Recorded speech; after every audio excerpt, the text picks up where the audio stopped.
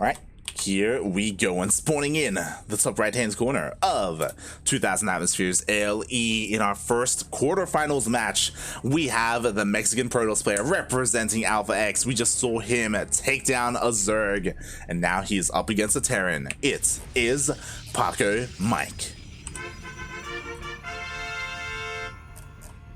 And spawning in the bottom left-hand corner of 2000 Atmospheres LE, we have the Peruvian Terran player representing Team New Angels. It is Furion. Beautiful.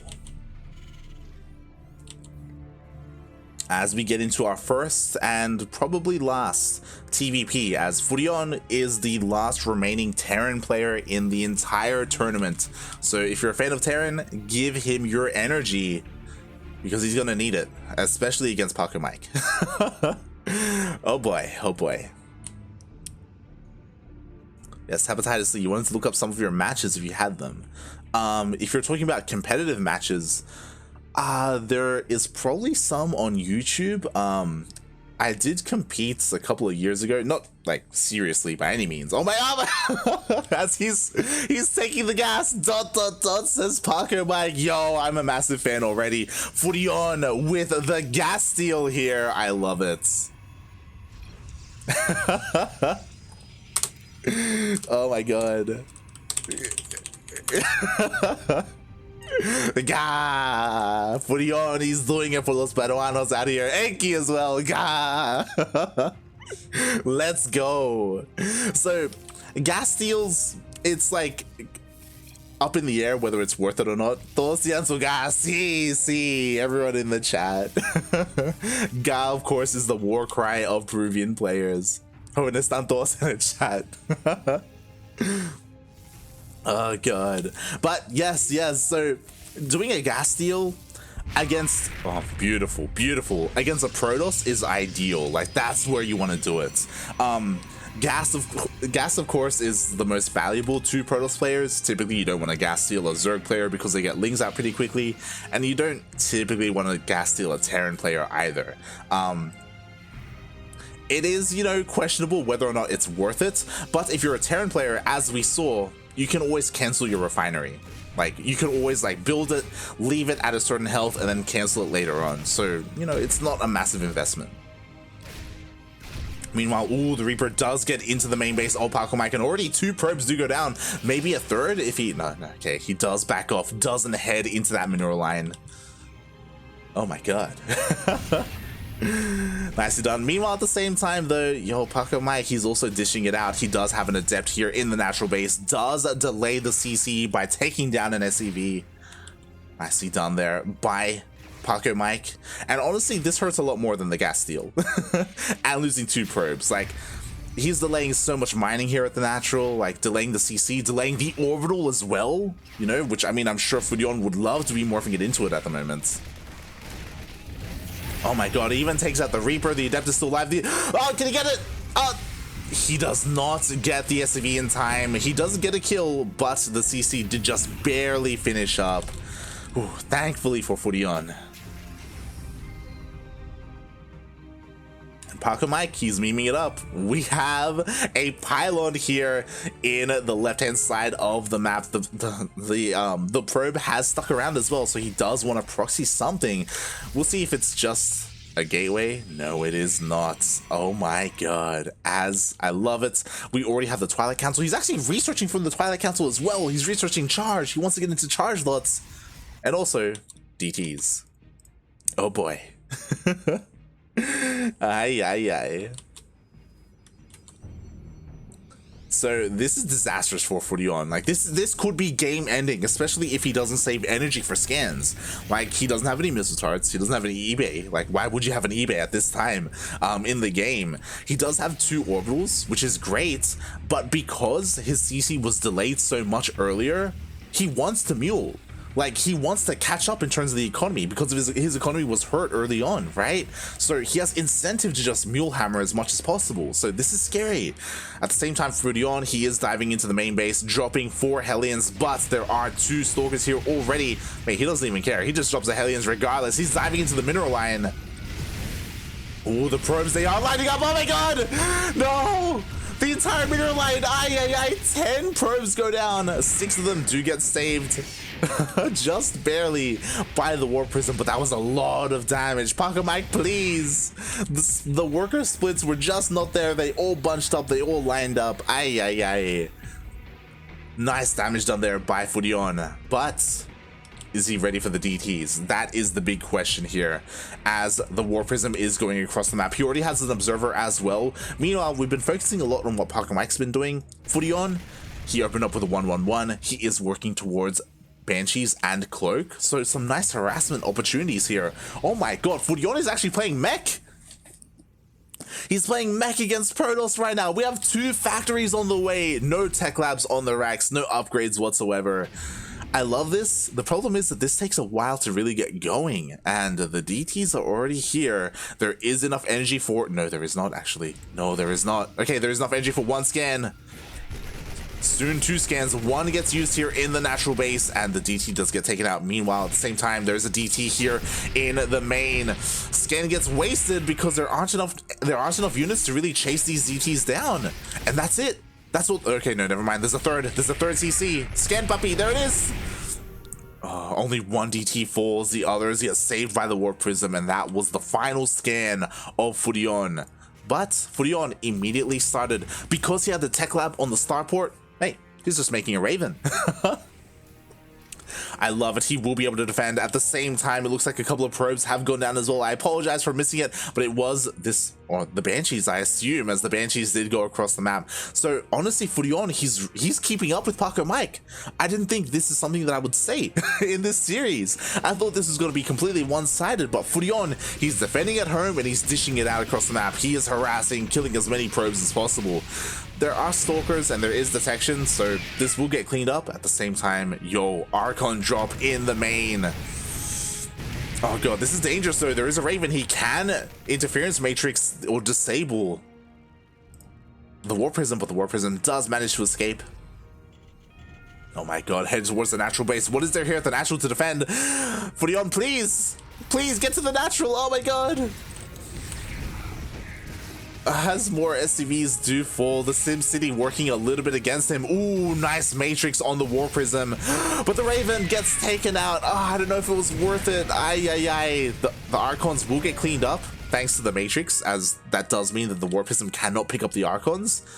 But they killed 23 SCVs. That was worth it, mate. Like, Pacomike, that was well worth the life of those 2 Archons. And now Furion is down to 37 workers. And now he's going across the map. He does have 3 tanks. What's scary? 0 medevacs. So these Marines, I mean, they're stimulus as well because he's playing mech. The Marines aren't that amazing. There's only 3 tanks and 3 Hellions. There's not a lot to buffer. What's important? Like 10 minutes ago, or I should say 8 minutes ago, a while ago, charge was completed. Like, warping a wave of charge lots, like what is this army really going to do about it? Speaking of, we do see Pacomike, he's rotating around the army itself, looking to hit the tanks from the exposed position. There we go, as they do get picked up. Meanwhile, actually a lot of workers are going down at the 3rd base. 13 probes. The entire Nexus will fall. But what about the army? Like Pacomike, like where has he been warping in? There we go. Finally, we have a Zealot warp in, and yeah, all the tanks will be cleaned up. But Pacomike took a really long time to respond to this. Like, a lot of damage was done, and he's like, these Hellions are forcing the army to chase him around. Like, he's buying a lot of time, Furion is. Like, this is great. He killed a base and 36 probes and bought a lot of time. Now is the scary part. Furion has to defend. he has to sack his 3rd if he needs to. Just give it up completely. Siege up. Do whatever he can to hold on. If he can hold on, maybe he can win the game. But here comes Pacomike with his mass charge lots, with his Archons, with his War Prism. Oh boy, this is not looking good for Furion. Mate, you need to siege up. You need to siege up, mate. Siege up. Oh god. Alright, and we'll see what spell is going to be used here with the Raven. You can use that Dorito Dust. You can use the anti-armor missile on all these Zealots. But the Zealots are going to get on top of the tanks as they do dive on forward. Anti-armor missile on the Archons instead misses the Zealots, and the Zealots, they clean everything up. Ay, ay, ay. Furion dealt so much damage across the map, but he just didn't have enough to defend at home. The counterattack was just too strong as the entire mineral line just evaporates here in the natural base. All the tanks go down. Nice Warp Prism Micro, even going into the main base. Oh boy. GG gets called. And Pacomike takes game number 1. But honestly, I'm very impressed by Furion. He fought well there. He made Pacomike work for it.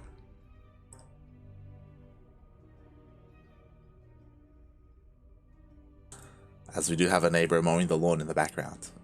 Feels bad, man. I apologize for the background noise. That is the hard part about casting these Latin American and American events when I of course live in Australia, and it is the early morning here. It's a Sunday as well, so especially during Battle of the Americas, from time to time there's some lawn mowing in the background. I apologize.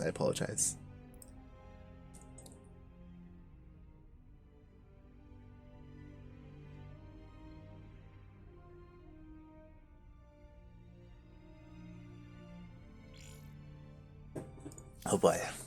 As we are getting into game number 2. Of course, we got to make sure we get everyone in here.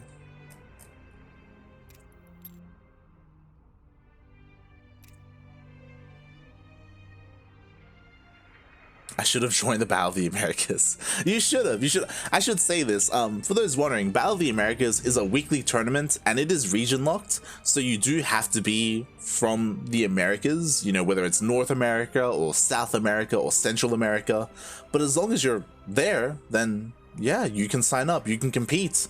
More importantly, I should say, even if you're not like the best player, even if you're like a low league like Platinum or Diamond or Masters, you have a chance to not only be casted and play against some of your favorite players, but you also have a good chance at the raffle. If it's your first time tuning in, we do have a random raffle that we do before the finals, and any participant of the tournament who played their game, walkovers don't count. If you were there and if you played your game, then you are eligible for the raffle and you can win 10 USD. It is a massive shout out to OSC, the organizers of this event. They do the raffle to incentivize participation and signups. So not just pro players, but also some amateur players can walk away with some money. So massive shout out to them. It's something exclusive to their events that they run. But here we are in game number 2 and spawning in the bottom right hand corner of Lightshade LE. We have the Mexican Protoss player. He is blue, representing Alpha X. Already up 1-0 in this best of 3. It is Pacomike.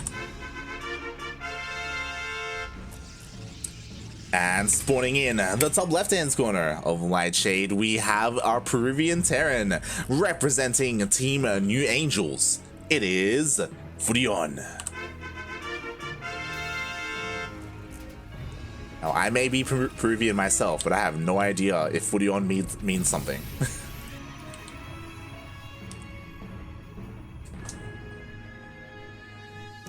Oh boy. And here we go, Pacomike. He's up 1-0 in the series. He does not want the game to go on any longer than it needs to. Honestly, game number 1 was pretty closer than it should have been. Oh my god, he does it again. Immediately going across the map with that gas steal. I am concerned though, because at the end of the day, does Pacomike really need much gas? He's proxying across the map. It is going to be a gateway. To be fair, a Cybercore is being thrown down, and if this is a gateway focused around Stalker aggression, then gas does matter. Gas is so important for Pacomike right now, as oh my god, Furion is even going for an NG block. This is a little bit too much. It's really cute that Furion is doing this, and if Pacomike was playing standard, this would be really good for Furion. Problem is, there's a proxy out on the map. Pacomike does not intend to expand right now, as Pacomike does go down with his probe. Ooh, look at that timing. The NG base so close to finishing, basically 95% done, and does back off at any moment. He can cancel this, by the way. Meanwhile, the gas was cancelled. Pacomike is taking it, and there we go. Stalkers are on the way. What is there to defend? Oh my god, no, the bunker is not done. Oh god, this Stalker, it's going to be able to lay the bunker. Maybe. Oh, it's going to be close. The bunker finishes, and the Marine gets in. Oh, the Stalker will have to bypass the bunker. He is trying to take down this SCV, and it looks like he will. Yes, and delay the CC. Both players will have their naturals delayed. Oh my god, even more warps in a Stalker at home defensively. I mean, he had to help defend against the Reaper. As the Reaper does get sniped, does get picked off there, unfortunately. And it's going to take a while for Furion to take his... This is scary, actually. This is really worrying. Furion, he's working on add-ons. He's working on his production. He's actually getting a bunker on the high ground. He's getting ready to cancel his natural. He's going to be forced on one base. Oh, no. He just can't stop this. He just can't stop these two Stalkers. There it is. There's the cancel. Interesting. Oh my god, no, the bunker on the high ground was delayed as well. No, the Marine came out on the wrong side. Ay. The Marine goes down. Now there are 3 Stalkers. So what's interesting, as the bunker will be salvaged, just barely salvaged, is that instead of getting his natural base, instead of getting another CC, he delayed it and he got a starport instead. Which is interesting. It does mean that Furion wants to be a little bit more aggressive. No, Furion is supply blocked! And now his depot's down! This is GG. Ay. Feels bad, man. No units are going to be coming out here. The tank does barely come out, and it does siege up, so there is a defensive position, but he's forced to pull all the boys. Pacomike, there's nothing to worry about for Pacomike. Like, nothing is being produced. There's just no way. There's 0 depots. GG gets called.